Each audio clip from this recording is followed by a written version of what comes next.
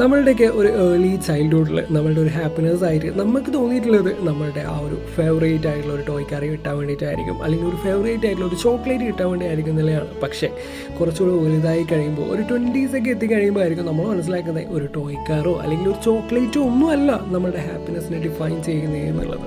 Hi hello, എല്ലാവർക്കും നമസ്കാരം. എൻ്റെ സ്റ്റോറീസ് വിത്ത് അക്ഷയിൽ കൂടെയുള്ള അക്ഷയ് പ്രകാശാണ്. അപ്പോൾ ഇന്ന് നമ്മൾ സംസാരിക്കാനായിട്ട് പോകുന്നത് ഹാപ്പിനെസ്സിനെ കുറിച്ചിട്ടാണ്. Redefining happiness. അനുരാഗ് കരിക്കുമുള്ള സിനിമയിൽ ആസിഫിനോട് ടോം ആൽട്ടർ ചെയ്ത ക്യാരക്ടർ ചോദിക്കുന്ന ഒരു ചോദ്യമുണ്ട്, what's the most important thing in your life എന്നുള്ളത്. ആൻഡ് അബി, അതായത് ആസിഫ് ചെയ്ത ക്യാരക്ടർ കൊടുക്കുന്ന റിപ്ലൈ അവൻ്റെ ഹാപ്പിനെസ് ആണ് എന്നുള്ളതാണ്. പിന്നീട് ടോം ആൽട്ടർ അബിയോട് വീണ്ടും ചോദിക്കുകയാണ്, are we happy now? Are we happy now? നിങ്ങളോടുകൂടിയാണ്. നിങ്ങൾ ഹാപ്പിയാണോ? നമ്മളെല്ലാവരും ഹാപ്പിയാണോ? എന്താണ് നിങ്ങളുടെ ഹാപ്പിനെസ്? എന്നെയൊക്കെ സംബന്ധിച്ച് ഹാപ്പിനെസ് ലിസ്റ്റിനേക്കാൾ കൂടുതൽ സങ്കടങ്ങളാണ് എന്നുള്ളതാണ്. ഇതിനും മാത്രം സങ്കടപ്പെടാൻ എന്താണുള്ളതെന്നൊക്കെ നിങ്ങൾ വിചാരിക്കുന്നുണ്ടാവും അല്ലേ. ഇഷ്ടമുള്ള ജോലി ചെയ്യുന്നു, അല്ലെങ്കിൽ കുഴപ്പമില്ലാത്ത ലൈഫ് സ്റ്റൈൽ കീപ്പ് ചെയ്യണു, പുറത്ത് നോക്കുമ്പോൾ എല്ലാം ഓക്കെയാണ്. പക്ഷേ ഞാനിപ്പോഴും ഈ ഒരു കാര്യങ്ങൾ നിങ്ങളുടെ അടുത്ത് ഷെയർ ചെയ്യുമ്പോൾ പോലും, ഈ ഒരു പോഡ്കാസ്റ്റ് റെക്കോർഡ് ചെയ്യുമ്പോൾ പോലും ഉള്ളിൽ നല്ലപോലെ പ്രശ്നങ്ങളുണ്ടെന്നുള്ളതാണ്, ഇങ്ങനെ പൊട്ടിക്കൊണ്ടിരിക്കുകയാണെന്നുള്ളതാണ്. ശരിക്കും എന്താണ് ഈ ഒരു ഹാപ്പിനെസ്? എങ്ങനെയാണ് ഇത് റീഡിഫൈൻ ചെയ്യണേ? ഒരു ടോയ്ക്കാരിൽ നിന്ന് ഒന്ന് ഉള്ളറിഞ്ഞ് ചിരിക്കാനുള്ള ഒരു ആഗ്രഹങ്ങൾ വരെ എത്തിയിരിക്കുകയാണെന്നുള്ളതാണ്. എന്നെയൊക്കെ സംബന്ധിച്ച് ഞാൻ മനസ്സിലാക്കിയ കാര്യം എന്താണെന്ന് വെച്ച് കഴിഞ്ഞാൽ, എൻ്റെ ഒരു ഹാപ്പിനെസ് എന്താണെന്ന് വെച്ച് കഴിഞ്ഞാൽ എനിക്കിഷ്ടമുള്ള കാര്യങ്ങളൊക്കെ ചെയ്ത് ജീവിക്കുക എന്നുള്ളതാണ്. ഇതിനിടയ്ക്കായിട്ട് ഞാൻ എൻ്റെ ഫ്രണ്ടിനോട് ചാറ്റ് ചെയ്യുന്ന സമയത്ത് അവനിങ്ങനെ പറഞ്ഞാണ്, നിനക്ക് എന്താണ് പ്രശ്നമൊക്കെ? നീ ഹാപ്പി അല്ലേ? നിനക്ക് ഇഷ്ടപ്പെട്ട ജോലിയില്ലേ? സാലറി ഇല്ലേ? എന്നൊക്കെയുള്ളൊരു ക്വസ്റ്റ്യൻസ് ഒക്കെ ആയിരുന്നു എന്നുള്ളതാണ്. പക്ഷേ അതിലൊന്നും അല്ലല്ലോ ഒരാളുടെ ഹാപ്പിനെസ്, അല്ലെങ്കിൽ ഒരാളുടെ ജോയ് ഇരിക്കുന്നത് ഒരു ഡിഗ്രിയിലോ അല്ലെങ്കിൽ ഒരു ജോബിലോ ഒന്നും അല്ലല്ലോ ഒരാളുടെ ഹാപ്പിനെസ് ഇരിക്കുന്നത്. പിന്നീട് അവൻ പറഞ്ഞത് അതും ഒരു ഫാക്ടർ അല്ലേ എന്നുള്ളതാണ്. അപ്പോൾ എനിക്കും തോന്നി, എന്താ പറയുക, ശരിയാണല്ലോ. അല്ലെങ്കിൽ അതും പറ്റാത്ത ആൾക്കാരില്ലേ, ഇഷ്ടപ്പെട്ട ഒരു പാഷന് പുറകെ പോകാൻ പറ്റാത്ത ചില ആൾക്കാരും കൂടി ഇല്ലേ എന്നുള്ളത്.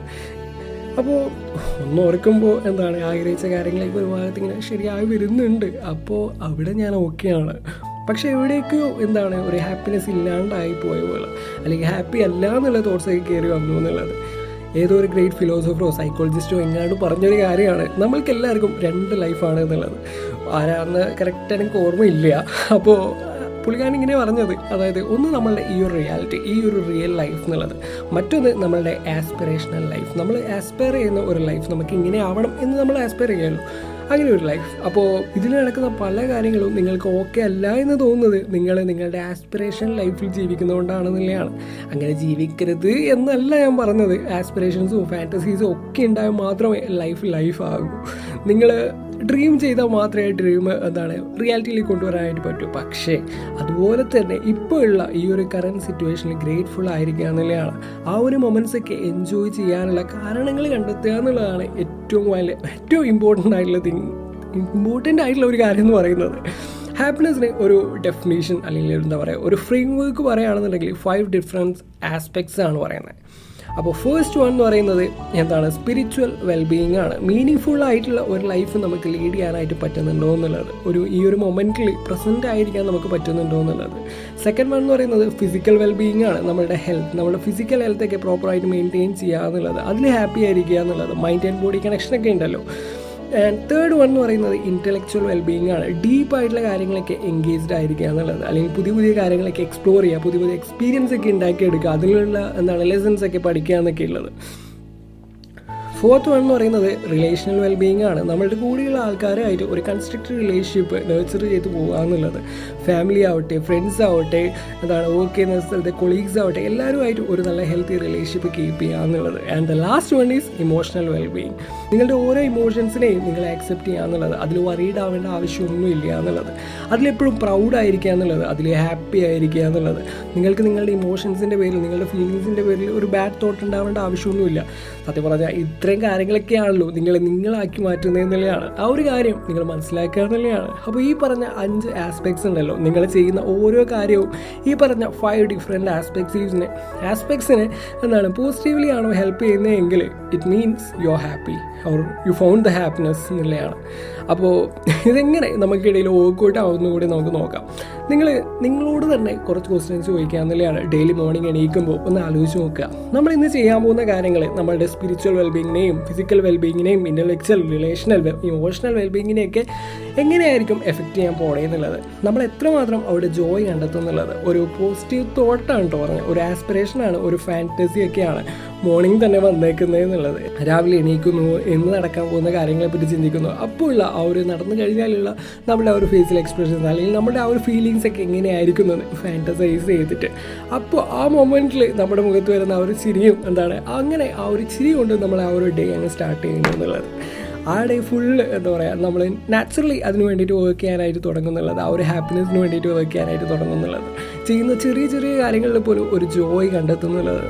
നിങ്ങൾ ഹാപ്പി ആയിരിക്കാൻ വേണ്ടിയിട്ട് ഞാൻ ഒരു 6 ടിപ്സ് കൂടെ പറഞ്ഞുതരാം. ഞാൻ ട്രൈ ചെയ്യുന്ന അല്ലെങ്കിൽ എൻ്റെ ലൈഫിൽ വർക്കൗട്ട് ചെയ്യാനായിട്ട് ഞാൻ ശ്രമിക്കുന്ന 6 ടിപ്സാണ് ഞാൻ പറയുന്നത്. ഒന്നാമത്തേന്ന് പറയുന്നത് നമ്മളുടെ സ്ട്രെസ് ലെവൽ കൺട്രോൾ ചെയ്യുക എന്നുള്ളതാണ്.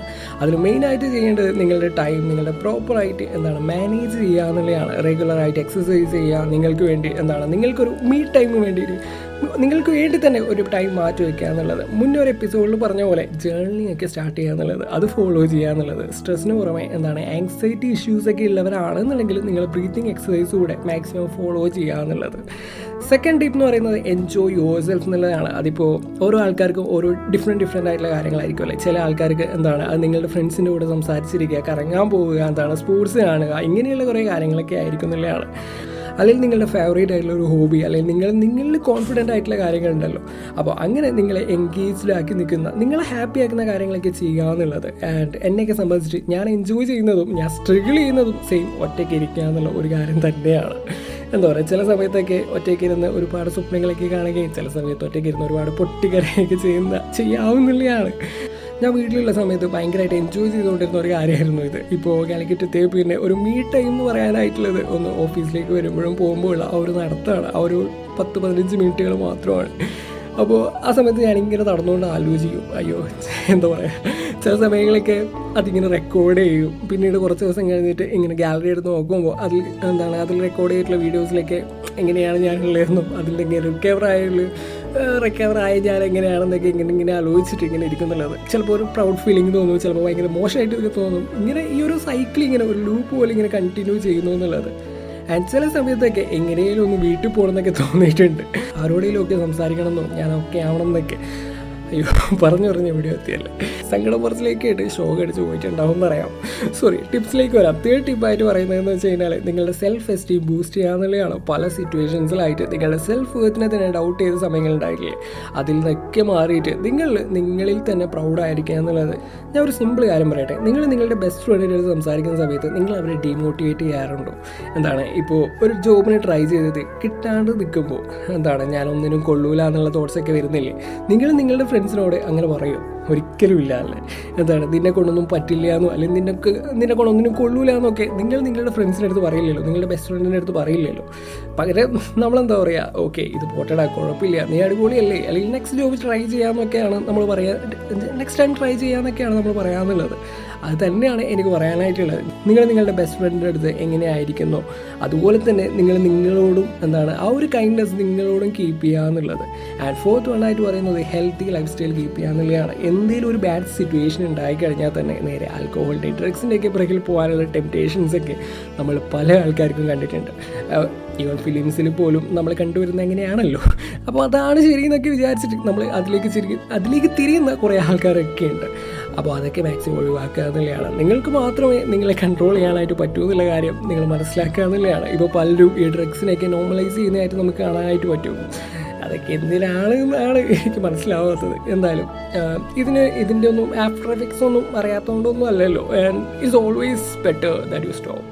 പല ആൾക്കാരെയും ഹെൽത്ത് ഇഷ്യൂസ് പോലെ തന്നെ ഒരു വലിയ ഡിപ്രഷനിലേക്കൊക്കെ നയിക്കുന്നത് ഈ ഒരു ഡ്രഗ് യൂസേജ് ആണെന്നുള്ളതാണ്. നിങ്ങളുടെ ഫീലിങ്സിനെയൊക്കെ എക്സാജറേറ്റ് ചെയ്യുന്നത്, ആങ്കറൊക്കെ നല്ലപോലെ കൂടാനായിട്ട് ഇത് ഭയങ്കരമായിട്ട് കാരണമാകുന്നുണ്ട് എന്നുള്ളതാണ്. പിന്നെയുള്ളത് ഒരു ഹെൽത്തി ആൻഡ് ബാലൻസ്ഡ് ആയിട്ടുള്ള ഒരു ഡയറ്റ് ഫോളോ ചെയ്യുക എന്നുള്ളതാണ്.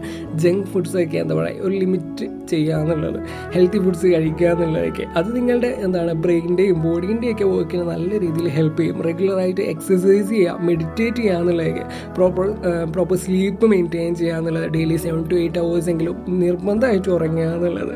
ആൻഡ് നെക്സ്റ്റ് തിങ് എന്ന് പറയുന്നത് കമ്മ്യൂണിക്കേഷനാണ്. നിങ്ങളുടെ ഫ്രണ്ട്സിൻ്റെ അടുത്തും ഫാമിലീൻ്റെ അടുത്തുമൊക്കെ പ്രോപ്പറായിട്ട് കമ്മ്യൂണിക്കേഷൻ എപ്പോഴും കീപ്പ് ചെയ്യുക എന്നുള്ളത്. നിങ്ങളുടെ പ്രശ്നങ്ങളും നിങ്ങളുടെ ഹാപ്പിനെസ്സും നിങ്ങളുടെ അച്ചീവ്മെൻറ്റ്സും ഒക്കെ ഒരുമിച്ചിരുന്ന് സെലിബ്രേറ്റ് ചെയ്യുക എന്നുള്ളത്. ആൻഡ് നെക്സ്റ്റ് വണ്ണായിട്ട് പറയുന്നത് ബിൽഡ് റെസിലിയൻസ് തന്നെയാണ്. പെട്ടെന്ന് തളർന്നു പോകാതെ എന്താണ് ആ തളർച്ചയിൽ ഒരു പോസിറ്റീവായിട്ട് എടുത്തിട്ട് അതിലൊരു റിസൾട്ട് ഉണ്ടാക്കിയെടുക്കുക എന്നുള്ളത്, ആ പെയിനെ ഒരു എനർജി ആയിട്ട് എടുക്കുക എന്നുള്ളത്.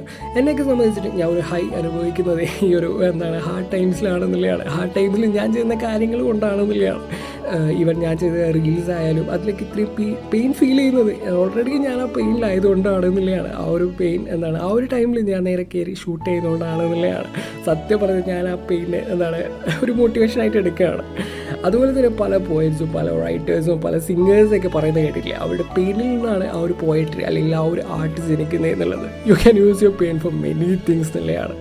അപ്പോൾ ഇത്രയൊക്കെയാണ് ഹാപ്പിനെസ്സുമായിട്ട് റിലേറ്റ് ചെയ്തിട്ട് എനിക്ക് പറയാനായിട്ടുള്ളത്. നിങ്ങളും നിങ്ങളുടെ ഹാപ്പിനെസ് എന്താണെന്ന് അറിയാനായിട്ട് ശ്രമിച്ചുകൊണ്ടേയിരിക്കുക. ആൻഡ് ഇവിടെ ഒരു ക്വസ്റ്റ്യൻ സ്റ്റിക്കർ കൂടി വെക്കാം, അതായത് വാട്ട്സ് യുവർ ഹാപ്പിനെസ് എന്ന് പറഞ്ഞിട്ട്. അപ്പോൾ നിങ്ങളുടെ ഹാപ്പിനെസ് എന്താണെന്നുള്ളത് നിങ്ങൾ എന്നെ കേട്ടുകൊണ്ടിരിക്കുന്ന സ്പോട്ടിഫൈയിൽ കേട്ടുകൊണ്ടിരിക്കുന്ന ആൾക്കാർ നേരെ കമൻറ്റ് ചെയ്യുക വാട്ട്സ് യുവർ ഹാപ്പിനെസ് എന്നുള്ളത്. അപ്പോൾ കേട്ടുകൊണ്ടിരിക്കുന്നത് സ്റ്റോറീസ് വിത്ത് അക്ഷയാണ്, കൂടെയുള്ള അക്ഷയ് പ്രകാശാണ്. അപ്പോൾ പുതിയൊരു എപ്പിസോഡിൽ പുതിയൊരു വിശേഷങ്ങളും കാര്യങ്ങളൊക്കെ ആയിട്ട് വീണ്ടും കാണാം. ടാറ്റ, ബൈ.